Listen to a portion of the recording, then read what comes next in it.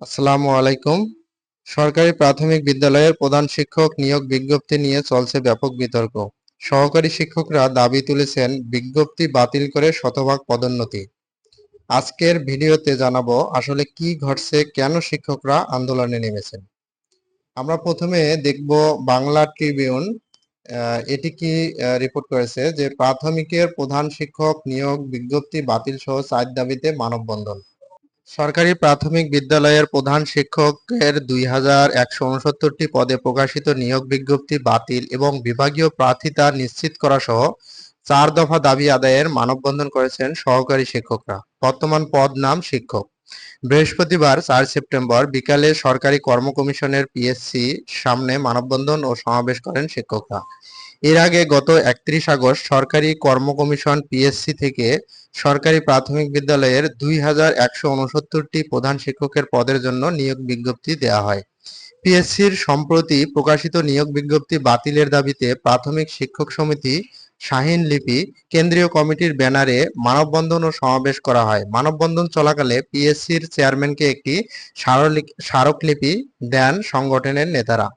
মানববন্ধন চলাকালে সমাবেশে সহকারী শিক্ষকদের দাবি তুলে ধরে বক্তব্য রাখেন বাংলাদেশ প্রাথমিক শিক্ষক সমিতির কেন্দ্রীয় কমিটির সভাপতি মোহাম্মদ মোয়াজ্জেম হোসেন শাহীন, কেন্দ্রীয় কমিটির নীতি নির্ধারণী চেয়ারম্যান মোহাম্মদ সিরাজুল ইসলাম এবং কেন্দ্রীয় কমিটির সাধারণ সম্পাদক জনাব খায়রুন নাহার লিপি। অনুষ্ঠানে বিভিন্ন পেশাজীবী সংগঠনের নেতারা উপস্থিত হয়ে মানববন্ধন ও স্মারকলিপি প্রদান কর্মসূচিকে স্বাগত জানিয়ে একাত্মতা প্রকাশ করেন।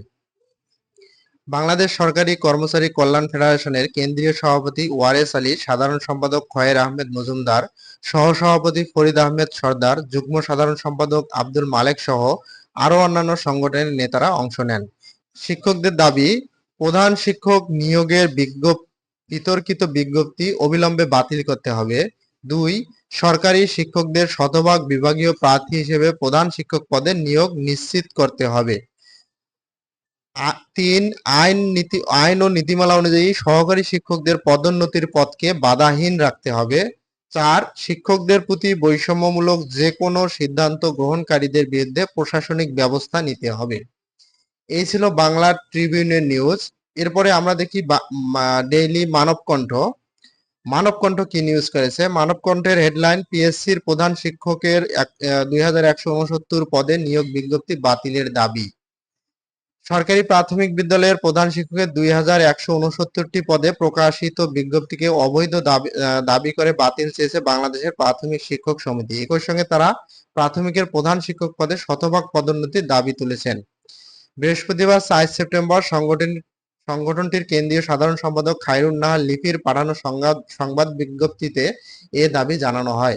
এতে বলা হয়, দেশের সরকারি প্রাথমিক বিদ্যালয়ের সহকারী শিক্ষকরা বহু বছর ধরে প্রধান শিক্ষক পদে শতভাগ পদোন্নতির দাবি জানিয়ে আসছেন। কিন্তু পিএসসি সম্প্রতি একটি অবৈধ ও শিক্ষক বিরোধী বিজ্ঞপ্তি প্রকাশ করেছে, যা প্রাথমিক শিক্ষকদের স্বার্থের পরিপন্থী ও দীর্ঘদিনের ন্যায্য দাবিকে উপেক্ষা করে।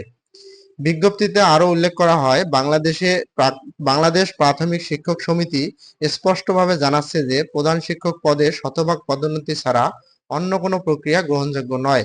পিএসসির অবৈধ বিজ্ঞপ্তি অবিলম্বে বাতিল করতে হবে এবং প্রাথমিক শিক্ষকদের অধিকার নিয়ে কোনো প্রকার তামাশা আর সহ্য করা হবে না।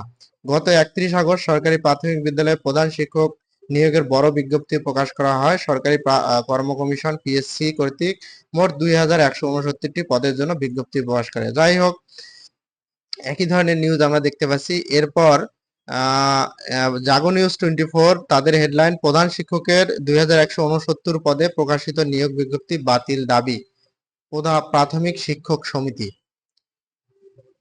সরকারি প্রাথমিক বিদ্যালয়ের প্রধান শিক্ষকের ২,১৬৯টি পদে প্রকাশিত বিজ্ঞপ্তিকে অবৈধ দাবি করে বাতিল চেয়েছে বাংলাদেশ প্রাথমিক শিক্ষক সমিতি।